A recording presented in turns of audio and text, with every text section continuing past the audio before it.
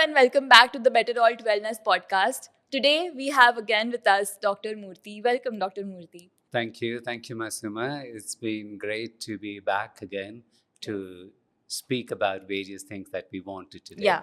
So today, just for everyone to know, we are sitting at the heart of the Shilajit production. We are sitting at the BetterAlt facility where we manufacture our Shilajit. And we had Dr. Murthy go through the entire facility with us. So, Doctor, what are some practices that we follow at our facility that really stood out for you?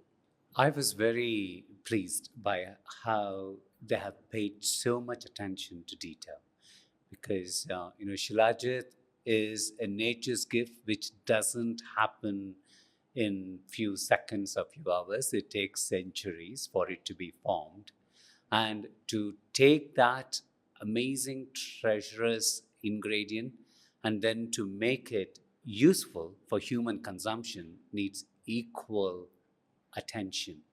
And the time that they are taking here to process it through every step, they are filtering it very slowly. They are taking it through various tanks, various rooms, all very hygienic, very well quarantined. There are different entrances for staff from one particular department to those who are managers. And then to extract Shilajit, it was fascinating for me just to experience, the delicate methodology that's been used to get the best out of Shilajit rocks. Yeah. So it's been a very happy day. Of course. When you are in the middle of things that are loud, people are doing it with passion and attention, it automatically uplifts your mood.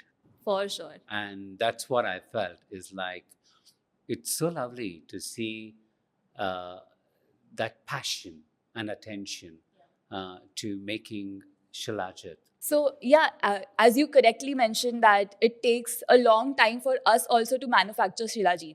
And I think it's only fair to Mother Nature that the kind of time that nature has taken to make Shilajit, to create Shilajit right from decayed plant matter, we also do justice to it. And after I had a word with people who are involved in manufacturing Shilajit, I understood that it takes like a whopping 7 days for us to process Shilajit step by step. So, what are your thoughts on that? Yes, so I was thinking, oh, maybe are they going to use higher heat so that the yield is faster?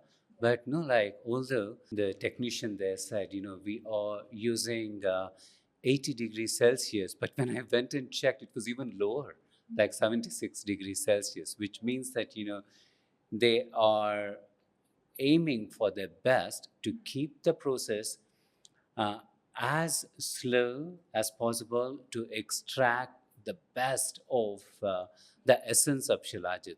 No doubt, like when I went into the packing section, like when you go through the certification, you see that literally, every pot, every batch had 75% fulvic acid, which is the real, as we say in English, the test is in the pudding, right? So when you get that high concentration of fulvic acid, that's like, yes, I have achieved it. It's like crossing that line, the winning line in an Right. athletic Yeah. event. Like, okay, we have achieved it. So it shows because it's the processes of how the rocks are separated, how best quality rocks are then chosen. Darker Shilajit rocks. Yes, yeah. And how that's then dissolved in water. No such thing as high temperature or alcoholic or chemical extraction that's done.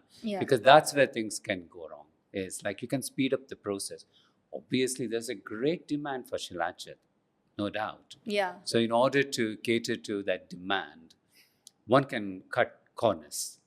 But it's not just about cutting corners and getting something as quickly as one can churn it out, but taking that time to prepare it is what I noticed. I think that's the difference that it will make. It's a very slow cooker, right? Like uh, you do that slowly, you filter it, you then get the decant, then you separate out the top layer.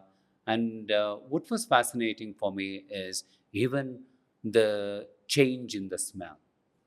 Obviously, if we are doing this podcast, our viewers won't be able to Smell smell it. Shilajit, yeah. But like when you go from one room to the next where there are different stages of filtration, you can keep your eyes closed, but just by the intensity of the smell of Shilajit, you can say, yeah, this has gone through stage 1 filtration, stage 2 filtration. Oh, wow. So, And you could notice yes, that the yeah. difference in smell. Yeah, because see, something like Shilajit, yes, obviously you can test it for its concentration of fulvic acid, which is very important.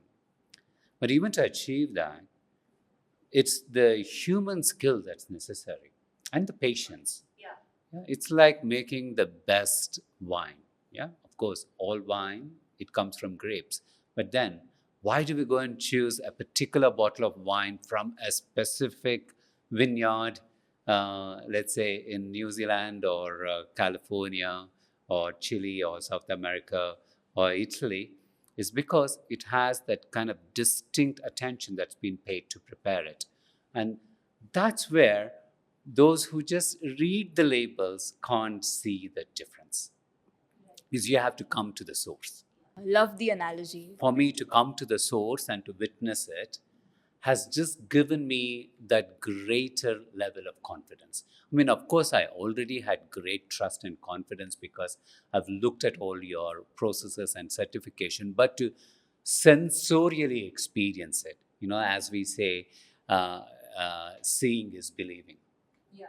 And that's the kind of surreal experience that I had today by watching the process of how Shilajit gets made by BetterAlt. And in this case, maybe seeing and smelling is believing. Yes, seeing, smelling, and touching, because I was able to feel these rocks. Imagine, like if you hold a rock which someone says, this has diamonds in them, you no longer see it as a rock. Mm-hmm. Yeah. The same feeling like when someone says, these are not just ordinary rocks from what you find in road repair on the side. These are the rocks that are collected from higher altitudes of Himalaya, that's come all the way down to here, and you hold it. It's actually a privilege to be able to hold something. Right from the Himalayas. Yes, yeah. It's a piece of Himalaya in your hand, right in the middle of Gurgaon is like, wow, that's amazing. Yeah. We were talking about the importance of having over 75% fulvic acid content in Shilajit. So, can you please take us through what exactly goes down there? How is fulvic acid important, and what happens when you consume Shilajit that has over 75% fulvic acid? I think I'd like to take us a step back. Yeah. We use the word fulvic acid, but how many of us really understand what fulvic acid is? Yes, that's the active ingredient in Shilajit. But what's the importance of it? When the plant material that gets decomposed over centuries, in fact, thousands of years, by the microbes, where water does not enter or snow does not get in, it's a very special environment. In that ecosystem, when there is concentration of these ingredients, they largely form what are called humic substances. And humic acid is the broad umbrella ingredient for many of these highly distilled rocks that are formed due to decomposition of plant material.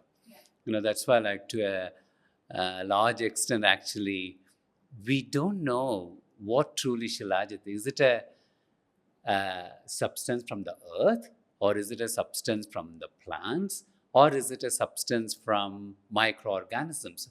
It's really a positive conspiracy by nature to combine the best of the microbes, the plants which decompose, and then the earth which provides that sponge where this essence can be held together.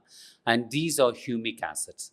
And humic acids, the difference between humic acid and fulvic acid, as far as I know, is you can extract humic acid in alcohol, whereas you can't do that with fulvic acid.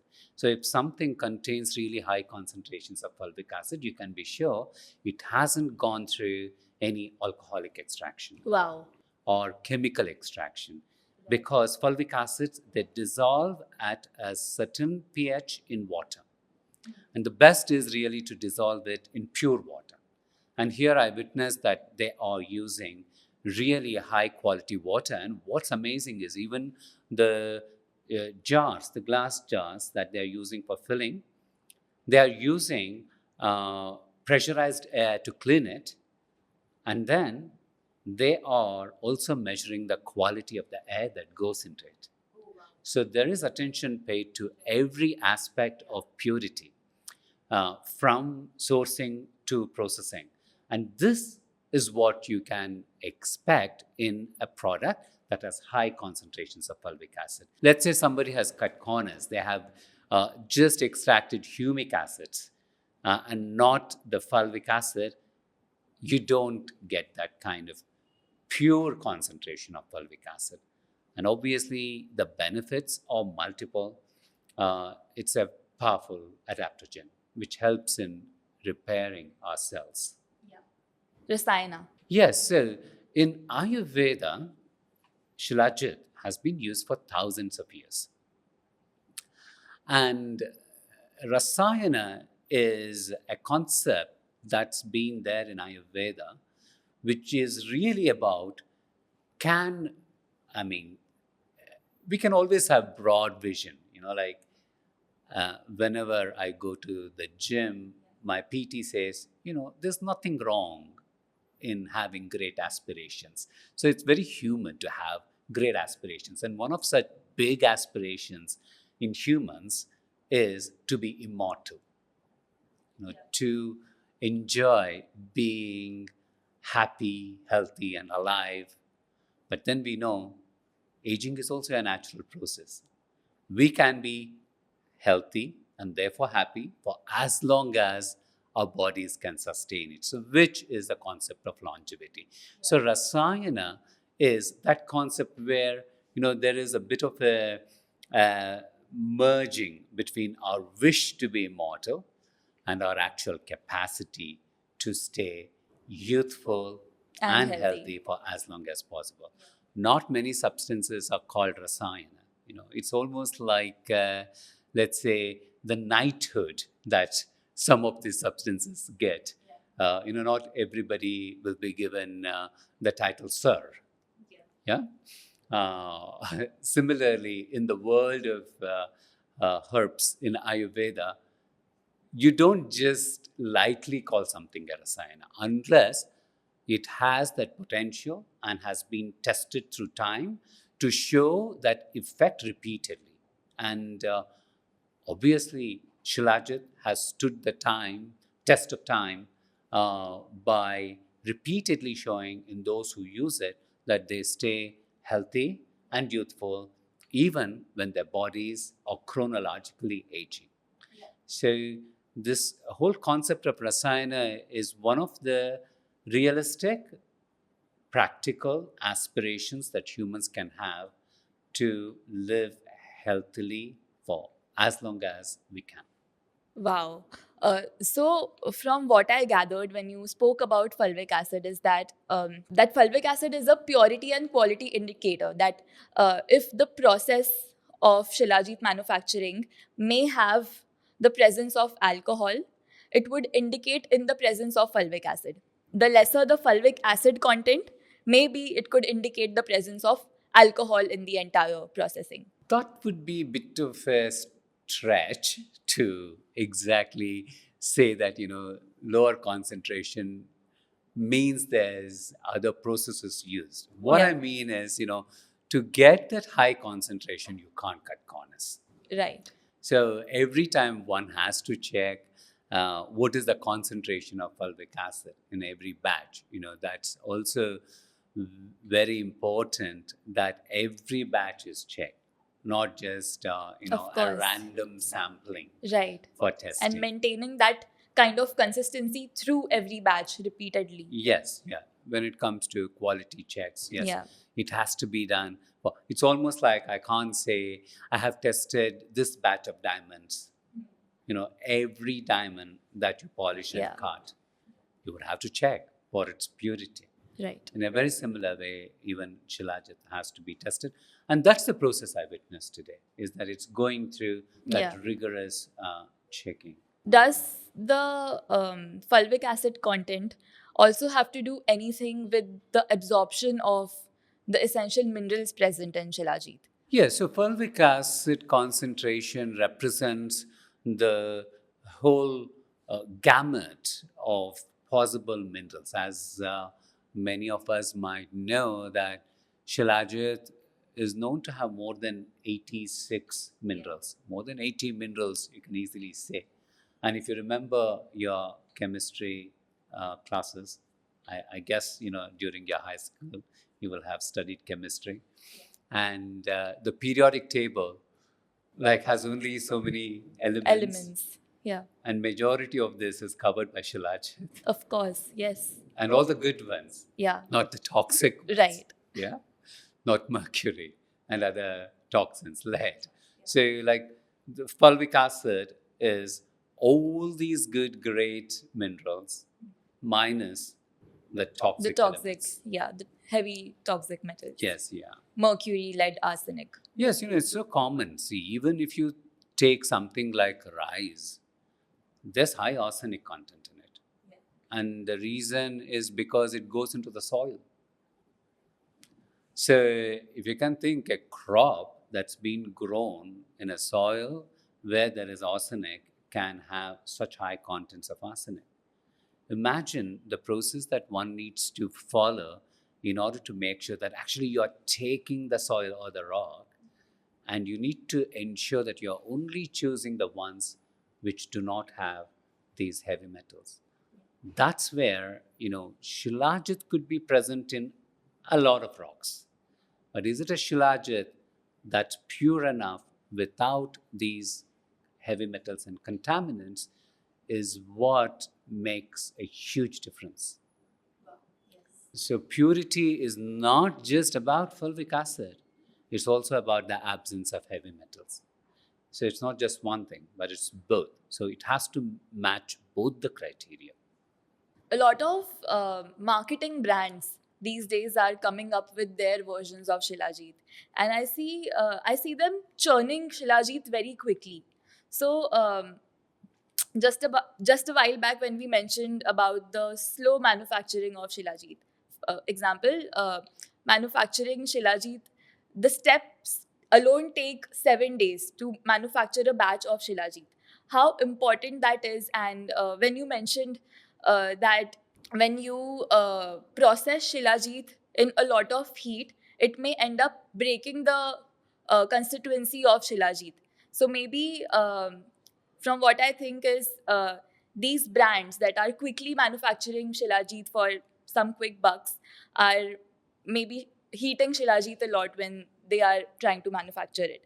And then the final product that gets delivered to the customer might not even be that potent.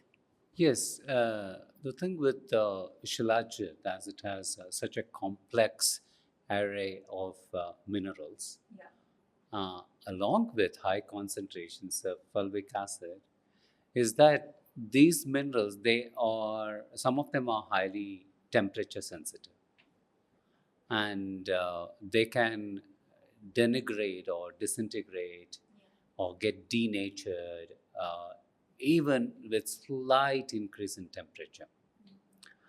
If we really look at the whole phytochemical composition through a spectrometry, to see how many of these minerals at what concentrations are present in Shilajit, you can see that even those products which claim they have 60%, 70% fulvic acid, to those uh, which have been prepared in a very slow process, the mineral composition will be different. So you can have the same level of concentration as a key marker to say this is high quality.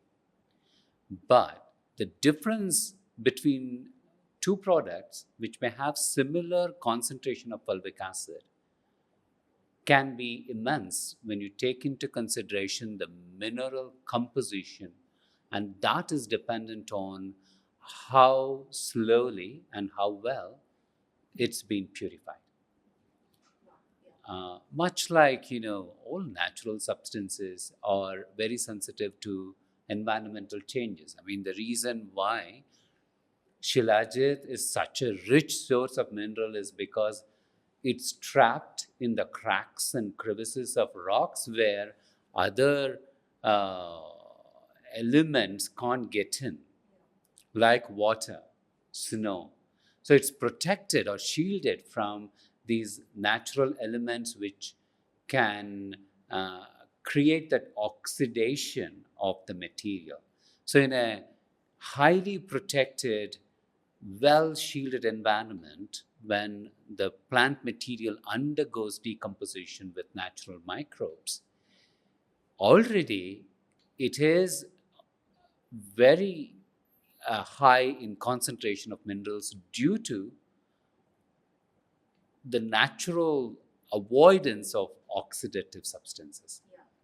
And so you are collecting something, which has been prepared so carefully by nature, and then you subject it to oxidative processes like dissolving it in solvents that are harsh, or subjecting it to high heat or high speed, then you're doing the opposite of what nature has done to Shilajit. So you can achieve a certain concentration of fulvic acid, but that richness of mineral concentration is dependent on the slowness with which it is being processed. So there, actually, it comes down to one's ethos of how well they want to prepare. That's the difference between, I don't know, um, making fast food to a Michelin star chef, is how much detail and attention is paid to each ingredient and how it is handled. So the handling of Shilajit has an equal determining cause for the quality of the end product. It's almost as if nature gives you Shilajit in a very untouched form. Yes. It's so pure that it's untouched even by water or air. Yeah. And then we process it, and then we keep the purity of Shilajit intact. That's when we do justice to it. If you really think about, how did uh, the ancient scientists, we could say, or scholars, or seers, or seekers of health, identify or discovered Shilajit as, oh, maybe this can be useful for longevity. I think they learned from, what we generally call in the human wisdom development, there's a concept called doctrine of signature. In the sense, like, you start to see patterns. So if nature has created something by preventing it from getting degenerated through other elements, and it's taken a long time for it to form, then that must really be having the highest nutrient value. And these ancient seers may have thought that, okay, when you put such a pure, well developed ingredient into your system, it may also do the same thing in your body, because ultimately in Ayurveda, it is really about understanding the connection between us as products of nature and the nature that we deal with. So that's why, nature is the solution for our bodies, is the basic tenet of Ayurveda, is how do we learn from nature?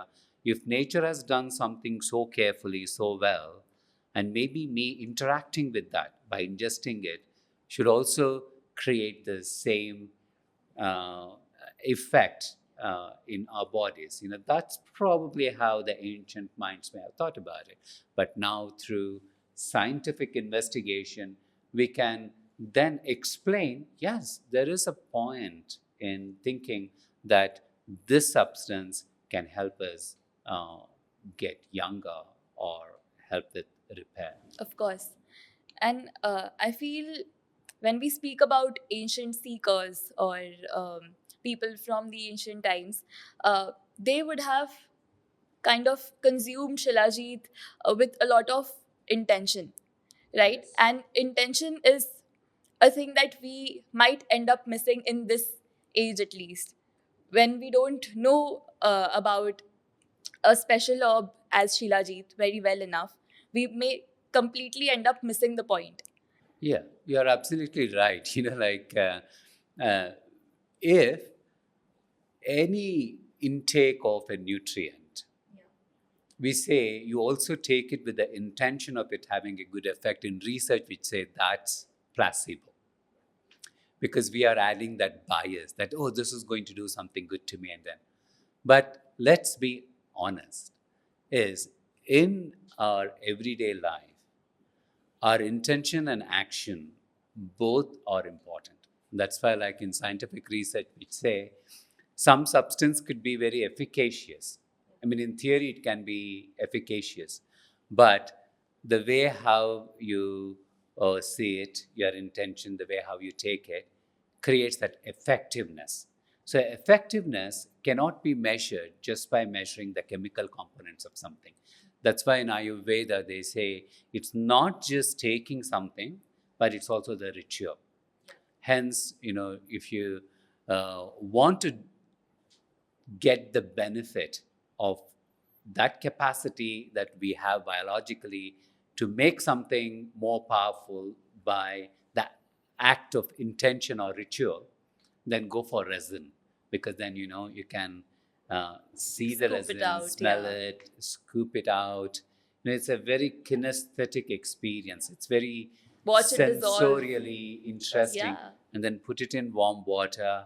The color of the water changes. Because even today in nutrition, we know that most of the human problems are because of excessive eating. But we eat excessively because we are not mindful. But we should apply the same mindfulness when we are taking these supplements Of too. course. Slightly digressing a bit, but Shilajit has often been mislabeled as Indian Viagra. And after having discussed so much about Shilajit and its benefits, I think it's about time that we address this myth, right? Yes, certainly. It's a misinterpretation. Yeah. Yes, of course, Shilajit has been used for improving testosterone levels. And we know that clinical studies actually show that in healthy adults, there's an increase of about 30% Yeah. of testosterone when one consumes Shilajit over a period of 8 weeks. Yes, that's one of the benefits. But to think that anything which will improve one's testosterone is Viagra is a total misinterpretation because Viagra does not increase testosterone. Viagra helps in greater blood circulation. So it can help with sexual acts. Yeah. It's got nothing to do with testosterone. And it works almost instantly. Viagra. Yes, that's the purpose of Viagra is to create that dilation of the blood vessels so blood can rush in. Right. Whereas Shilajit is not a pre-sex supplement. Doesn't work instantly. Doesn't work like Viagra. Yeah, its activity is completely different. Shilajit helps in improving endurance, energy. It helps in better conversion of energy. The way I can say it is like, let's say you have cash in the bank and you need to use that cash. You need to go to the ATM and withdraw the money so that you're actually getting your cash. A similar process happens in the body. Like we have these structures within every cell called mitochondria. That's why mitochondria is often referred to as the Powerhouse of the cell. yeah, or the currency, the energy currency of our human body. And in order to actually use that currency, you need to be able to convert that energy. And Shilajit helps in converting the potential that's within mitochondria to produce these ATPs, adenosine triphosphate, which is the energy unit in our body. So Shilajit, to be compared it to Viagra, is not only misleading, I think it's very cheap to think that Shilajit is Indian Viagra. I mean, it's not Indian Viagra, it's not global Viagra, it's not local Viagra, it's not Viagra. Shilajit is Shilajit. Thank you, Dr. Murthy. That really answered my question. Talking about myths, recently we've noticed that a lot of people are kind of trying to gatekeep Shilajit only for men. And as someone who has been taking Shilajit for a while, at least to keep my mental health in check, I see that there are definitely a lot of benefits for women as well. So, do you want to share your thoughts on that? You know, like many natural ingredients, Shilajit is not gender specific. Yeah. Yeah, it's universal. It's a universal adaptogen. And it's a bit of a new but an old school thought when somebody likes to classify Shilajit as a male supplement. And you hear this about Shatavari as a female supplement. No, there's no such gender exclusivity. These adaptogens are very inclusive.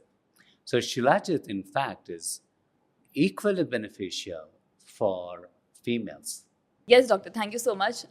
We have been receiving a lot of questions from our customers that as soon as they start consuming Shilajit, some of them have been experiencing side effects like headache or nausea.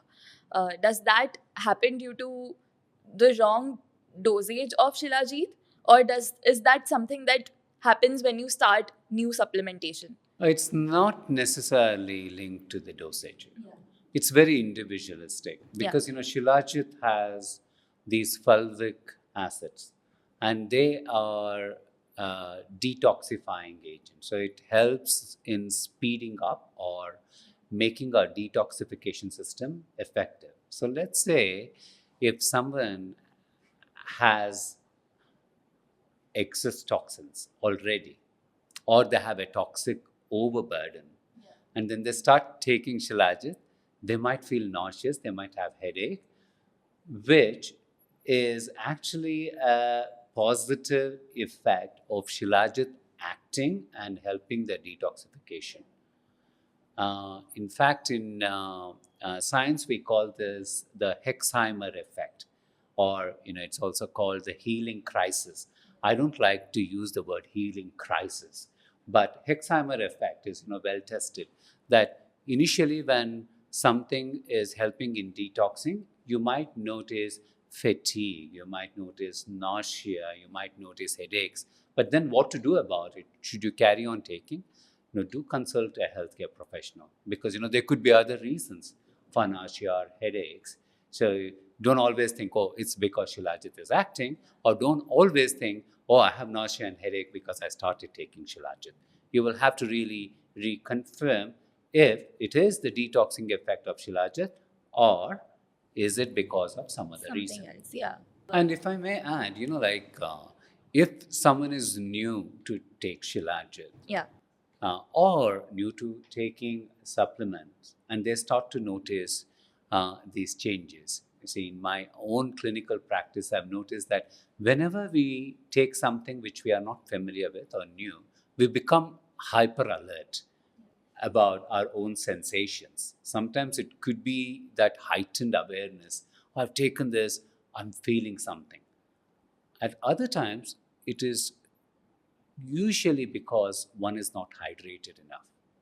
So when you are using energy supporting or detoxifying or detoxification supporting supplement, you need to be hydrated. So drink plenty of water. So it helps in Shilajit acting and then it being processed and the metabolites excreted through the urine. So keep yourself hydrated whenever you take a supplement. So, John and David, make sure that you drink a lot of water. And if you are experiencing signs like fatigue or headache or nausea, as Dr. Murthy rightfully said, this might actually be a positive indicator that Shilajit is acting like a detox in your body, or maybe it could be something else. Also, Sue and Sarah, for you as well, Yes. keep yourself hydrated. Why just John and David? Of course, Shilajit being all inclusive. Yes, for Masuma and Vijay too. Yes, for sure. Have you drunk enough water today?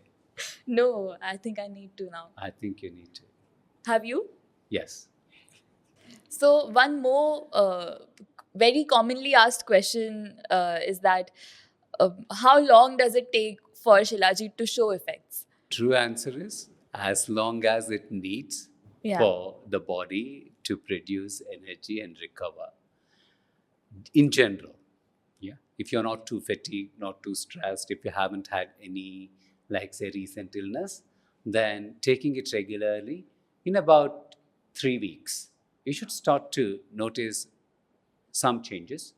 By about a month, you can see significant changes. By about 6 weeks to 8 weeks, that pattern will continue. Of course, you'll have to continue to take. Say that would be what you're looking at. Is but let's say I have been very stressed or I have had a stint of work which was very tiring mentally or circumstances which were emotionally demanding and I start taking Shilajit, then obviously it takes that a bit longer to feel the full effects of Shilajit. However, it's very much necessary exactly in those situations to take it. This brings us to the end of today's podcast. Thank you so much, everyone, for having watched it. And thank you, Dr. Murthy. Thanks again. Thank you, Masuma. If you have any difficult questions about Shilajit, please contact Masuma. She'll be able to answer any question, like she is the Sadguru of BetterAlt. Because by now, I have taken so much gyan from the BetterAlt Guru, Dr. Murthy. So we are the Gurus of BetterAlt. Okay, And we're guys. still waiting for tea, which I think is not going to arrive. Are we in Air India? I think we are in India, but there's less air here.